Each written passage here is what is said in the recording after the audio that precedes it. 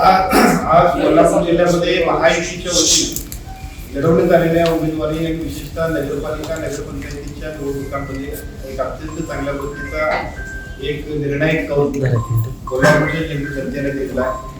या 13 नगरपंचायतीपैकी 13 पैकी 11 ठिकाणी महायुतीच्या नगराध्यक्ष पदाची या ठिकाणी निवड झाली. मनापासून या सगळ्या गोष्टींबद्दल निवडणुकीमध्ये यशस्वी झालेल्या सर्व आमचे जे काय नवनिर्वाचित नगरसेवक नगराध्यक्ष असतील त्या सगळ्यांचा अभिनंदन. आणि महायुतीतून खूप चांगल्या पद्धतीने कोल्हापूर जिल्ह्यामध्ये सुद्धा या जिल्ह्यातल्या जनतेनं आपल्या सर्वांना कौल दिल्याबद्दल सर्व जनते सुद्धा मनापासून आभार. आपण राज्यात सुद्धा बघितलं असेल, भाजप असेल, शिवसेना असेल आणि राष्ट्रवादी काँग्रेस असेल, महायुतीच सगळीकडे वार आहे. या संपूर्ण राज्यातल्या निकालाकडे बघितलं तर ज्या पद्धतीने राज्यातलं महायुतीचं वार आहे ते जिल्ह्यात सुद्धा आहे. आणि विशेषतः या जिल्ह्यामध्ये ज्या पद्धतीनं आमच्या शिवसेनेचे सर्वच आजी माजी खासदार आदरणीय संजयदादा मंडलिक असतील, सन्माननीय दर्शी मानेसाहेब असतील, माजी मंत्री राजेंद्र पाटील यड्रावकर साहेब असतील, या सर्वांच्या नेतृत्वाखाली ज्या पद्धतीनं कागद असेल, गुरुकुड असेल, गुरुकुड बरोबर पलीकडचे बोलतो हातखंडे असेल आणि आमच्या गुरुद्वार आणि जयसिंगपूर या चारही ठिकाणी अतिशय घवघवीत अशा पद्धतीचे यश शिवसेनेने मिळाले.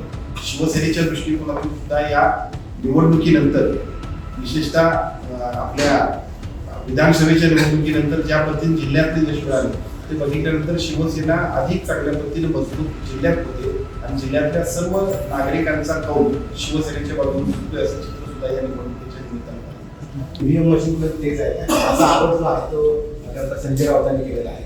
कसे खरं तर निवडणुकीमध्ये ज्या पद्धतीचं यश मिळते ते बघितल्यानंतर त्याच्यातली वास्तविकता समजून आपण पुढे गेलो.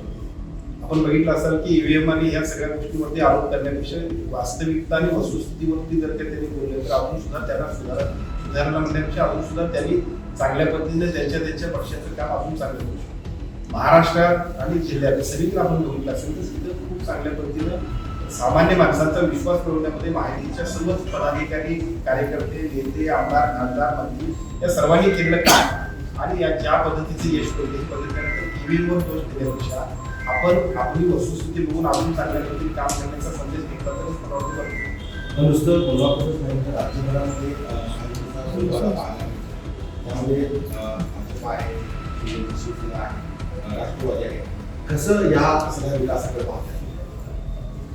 स्थानिक स्वराज्य संस्थांची पहिल्या टप्प्यातली जी निवडणूक झाली ती त्या निवडणुकीमध्ये महाराष्ट्रातल्या अनेक वर्ष थांबलेल्या सगळ्या निवडणुका या सगळ्या अनेक वर्ष ज्या थांबलेल्या होत्या म्हणजे 5 वर्षाचा कालावधी थांबल्यानंतर सुद्धा परत आणखी वर्ष 2 वर्ष 3 वर्षापर्यंत त्या निवडणुका थांबल्या होत्या.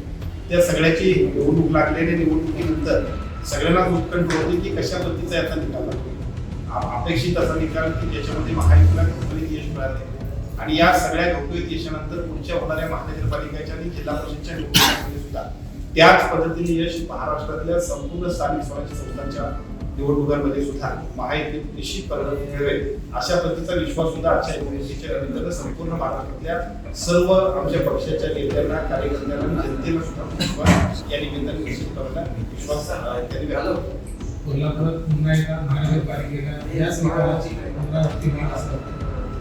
निश्चितपणे आपण सगळ्यांनी बघितलं असेल कालच या ठिकाणी सुद्धा शिवसेनेच्या इच्छुकांच्या मुलाखती झाल्या. शिवसेनेकडे फॉर्म भरणाऱ्या लोकांचा प्रतिसाद, उत्स्फूर्तता हे सगळं आपण बघताय. एका बाजूला शिवसेना, दुसऱ्या बाजूला भारतीय जनता पक्ष आणि त्याचबरोबर राष्ट्रवादी काँग्रेस पक्ष ही पक्षांची युती करून आम्ही जातोय. या युतीमध्ये सुद्धा महायुतीमध्ये सुद्धा कोल्हापूरलाही हाच निकाल आपल्या सगळ्यांना दिसेल याचा ठाम विश्वास आपल्या सर्वांना दिसेल. खरं तर महापालिकेच्या निवडणूक सुरू झालेली आहे, त्या जागा वाटप झालेली आहे. आज देखील एक गुप्त बैठक झालेली आहे. नेमकं काय जागा वाटपाचा फॉर्म्युला ठेवलेला आहे? कारण कृषी खेळामध्ये 25 जागांची मागणी आहे. हीच पक्ष आहेत, सगळीकडेच कार्यकर्ते प्रत्येक ठिकाणी आग्रही आहेत. प्रत्येक कार्यकर्त्यांना आणि पक्षाला सुद्धा अधिकाधिक जागा मिळाव्याची वाटत साधित आहे.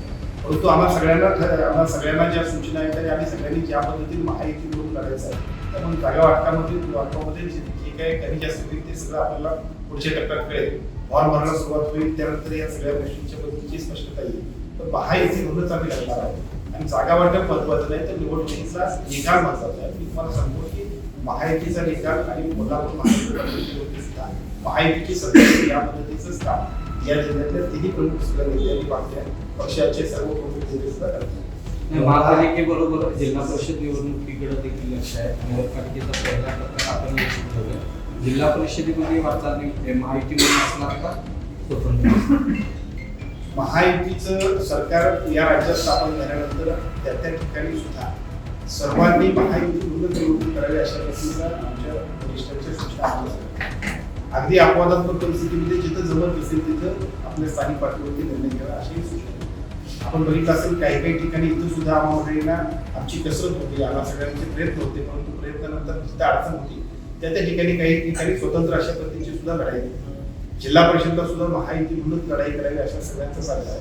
आणि समजा एखाद्या ठिकाणी काही अपवाद असतील तर त्या अपवादाला सुद्धा घेऊन मुलांनी राहा. कागलमध्ये खरं तर महायुतीने यश मिळवले, तर कागलमध्ये कुठेतरी विकास आखाडा पडला असं दिसते. संजय त्यांना त्या ठिकाणी एकटं पाडण्यात आलं, कागलांनी निवडणूक केली. निवडणूक स्थानिक पातळीवरती सुद्धा जाते. जरी ती नगरपालिका, नगरपंचायतीची, नगर परिषदेची निवडणूक असली तरी सुद्धा तिथं स्थानिक पातळीवरच्या गटातटांचा सुद्धा तिथं भाग घेतला. निवडणूक असेल बरोबर हे सगळे मंडळी सेवांचं गाव आहे. साहजिकच तिथं ज्यांचं प्राबल्य आपल्याला या निवडणुकीत दिसतं. पलीकडच्या बाजूला कागल हे संबंधित मुस्लिम साहेब आणि एक संबंधित राजकीय गाव आहे. म्हणून तिथं त्यांनी सुद्धा तशा पद्धतीने यशस्वी अशा प्रकारची तिथली निवडणूक केली. स्थानिकच्या गटातटांमध्ये ज्या पद्धतीने विभागणी होते त्यामुळे सुद्धा या निवडणुकीमध्ये थोडा स्थानिकचा संदर्भ येतो. एकटं पाडणं याच्यापेक्षा सुद्धा राजकारण आपलं आणि आपल्या कार्यकर्त्यांना संधी देईल. याही निवडणुकीला छुपा अजेंडा असतो मला वाटतं या ठिकाणी